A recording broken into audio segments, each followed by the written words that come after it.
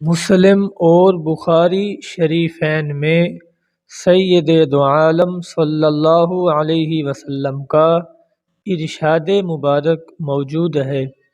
آپ نے فرمایا آیۃ المنافقی ثلاث، کہ منافق کی 3 علامتیں ہیں۔ اذا حدث کذب، جب بات کرے گا تو جھوٹ بولے گا۔ وَإِذَا وَعَدَ أَخْلَفَ، جب وعدہ کرے گا تو اس کے خلاف کرے گا۔ وَإِذَا اؤْتُمِنَ خَانَ، جب اس کے پاس امانت رکھوائی جائے تو خیانت کرے گا۔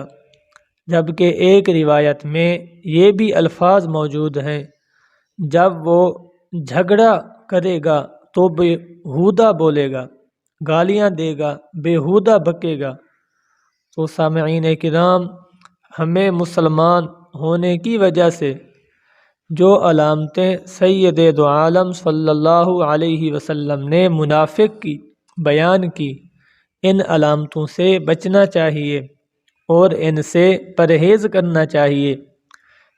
جھوٹ بولنے سے پرہیز کریں، وعدہ خلافی سے بھی پرہیز کریں، کسی کی امانت میں خیانت بھی نہ کریں۔ اگر آپس میں جھگڑا ہو گیا تو اس میں گالی گلوچ بیہودہ بکنے سے پرہیز کریں۔ دعا ہے رب کائنات ہم کو اس احادیث مبارکہ پر عمل کرنے کی توفیق عطا فرمائے۔